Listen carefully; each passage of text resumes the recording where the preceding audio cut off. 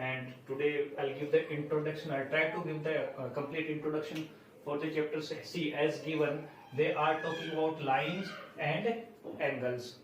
Okay, so first is point. In line segments, if lines will talk about, these are the important things that we should talk about, and some are also which we'll talk soon. Point. What is point? See, point is a dot. Okay, and it has no component, or simply I can say there is no dimensions. No dimension. It can't be length, it can't be width, it can't be height. There is no dimension in this. Dot is as it is just shown by a dot. It has no component, it has no dimensions. That is called a point. It's shown by a dot. Okay, line. What is line? Means by many of dots when which has no end point or extended indefinitely, that is called a line. Okay, single dimension it is single dimension. Okay, line segment has both side end points. Okay, it has end points, but it does not have, there is only the difference of that end points. It can be extended indefinitely, it can't be, it has the end point. Line segment has the end point. Ray, one side there is an end point and other side it is extended indefinitely, that is called ray. Then collinear and non-collinear points. If suppose there is 3 points A, B and C, A, B and C, okay, and then we are drawing a line and all 3 points are coming either in one line or in a line segment, that is known as collinear points. This A, B, C are collinear points. Okay, and if line points are like this A, B and C, like I can take D, E and F. If I draw a line now, they will not come in one line. I can take either D or E in a line or D or F in a line, but can't take D, E, F all 3 in one line only. So there these points will be known as non-collinear points. So these are collinear points and these are non-collinear points. Okay, so what we got now? Points, line segment, ray, collinear and non-collinear points. 5 points we have talked about. Okay, next in this chapter have angles. Okay, angles is first is acute angle. Acute angle is very simple. Acute angles are those angles which are more than 0 and less than 90 degree. Means between 0 to 90 degree angles are known as acute angles. Then right, you have listened very much about this. These are of 90 degree angle are known as right angles. The angle which are of 90 degree, they are called right angle. Okay, then obtuse are more than 90 and less than 180. Means between 90 to 180 all angles are known as obtuse angles. Then reflex.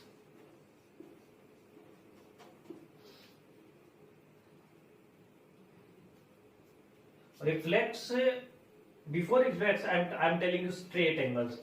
Straight are of 180 degree angles. Okay, those angles are of 180 means which are on a straight line. Non straight line angles are known as 180. These will be made like this, acute. Okay, then 90 degree like this. Okay, and obtuse like this, more than 90, less than 180, straight, and then reflex. Then reflex angles. Reflex are more than 180 but less than 270. Okay, those are known as reflex. And then complete. Oh, sorry, I said more than 180 and less than 360. That will be in a reflex. Okay, and then complete. Complete is of 360 degree.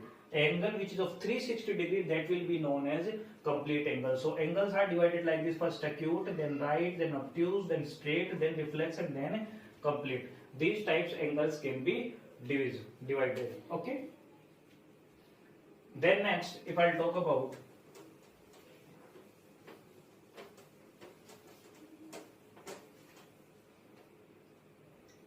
next, we have adjacent angles. What are adjacent angles? For example, I have drawn an angle like this. Okay, and one line is cutting this angle between two. So by one line, those angles have been cut or divided.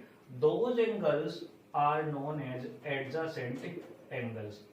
Okay, over which have a common point, those angles are also known as adjacent angles because they both angles have a common point, but both are different. So those angles will be known as adjacent angle. Second, linear pair of angles. Linear pair of angles. One axiom also we have that is known as linear pair axiom. What is linear pair axiom?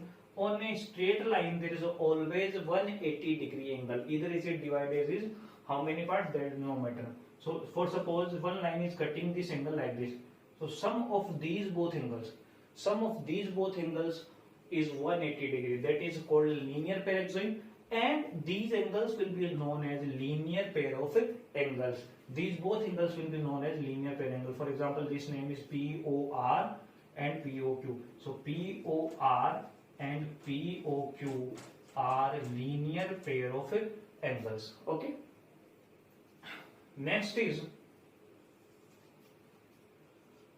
we have vertically opposite angles.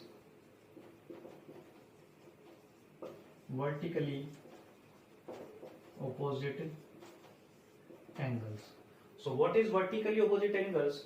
Suppose two lines are intersecting each other like this.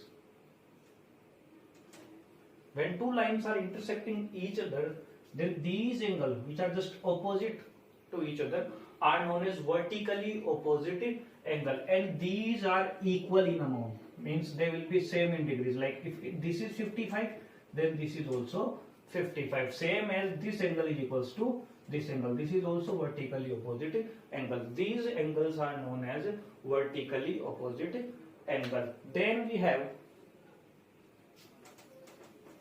next we have parallel lines.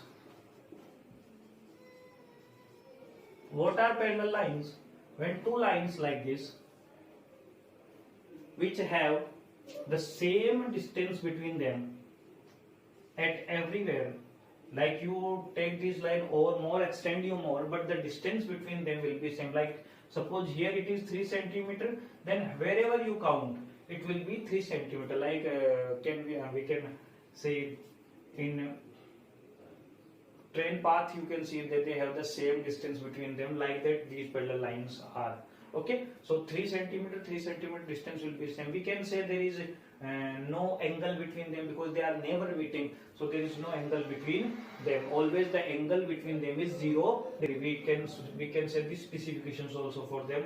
So those lines are known as parallel lines. This is parallel lines. Okay, now suppose if parallel lines are being cut by a other line or intersect by a other lines, then this line is known as transversal line. This is transversal line, and suppose this name is L and this name is M, then L is parallel to M. This is the sign of parallel lines. This is the sign of parallel line. Like this will draw, that will be the sign of parallel lines. So L and M are parallel and being cut or being intersect by a transversal line N. Okay, so this is transversal line, and cause of this scenario some angles will be made, and those angles are what that I am telling you. I am giving this name to them, like A, this is B, C, D, E, F, G and H. Like this I have given them. So as I have told you earlier, just you see this line is cutting to this line, then these are vertically opposite angles. These are vertically opposite, these are vertically opposite. Same as these are vertically opposite, these are vertically opposite, and this is also vertically opposite. Now next you see these are vertically opposite, and this angle, for example this angle C, D or Z, this angle will be equals to this angle E, G, D. So angle CGD equals to angle EZD. These are known as alternate, because there is a difference of one line. One is this side of the line and other is this side of the line. So these are known as alternate interior angles. These angles are known as alternate interior angles. So this angle equals to this angle, alternate interior angle. This angle equals to this angle, alternate interior angle. Now this will be opposite side like this. This equals to this. These are exterior because these are the outside of the line. So exterior, alternate exterior angle, and this is also alternate exterior angle. Okay. Now see one more. This angle equals to this angle. These are known as corresponding angles. Angle ADC, angle ADC equals to angle DGF, angle DGF. These are known as corresponding angles. So total 4 pairs of corresponding angles and 4 pairs of alternate angles. So corresponding angles, this angle corresponding to this angle corresponding to this angle corresponding to this, and this angle corresponding to this. So these are 4 pairs of corresponding angles. And now one more, if I talk, then one more angle which is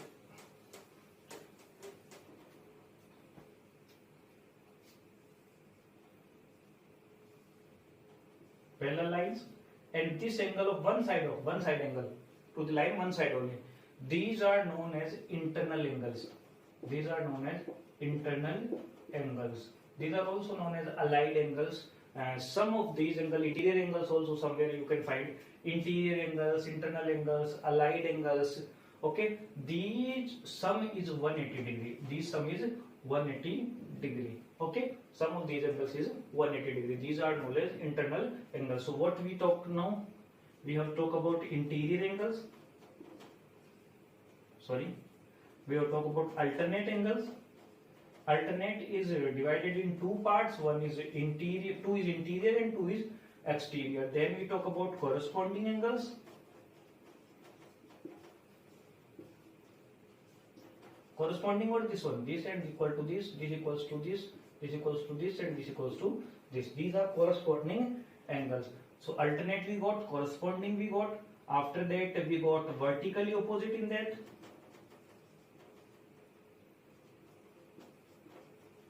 Vertically opposite angles, and last we got internal angles. Okay, these are known as internal angles. One more thing that you can understand, that is like in a triangle the sum of all the angles is 180 degree.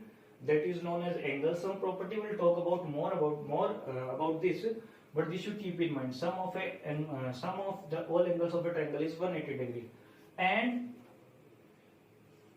this, I think, in 7th class you have read, the sum of internal opposite angles to the exterior angle is always equal. Means sum of these both angles is equals to this. Like this is 50 and this is 30, then this will be 80. Okay, sum of these both is equals to this. So means sum of 2 interior angles is equals to exterior opposite interior angles is equals to exterior angle. These are the properties or important thing or introduction of this chapter. These all things we need to keep in mind, especially these 4 angles and whatever I have told about angles and lines, that we'll use in the questions and do the question. So these are all the things that you need to keep in mind.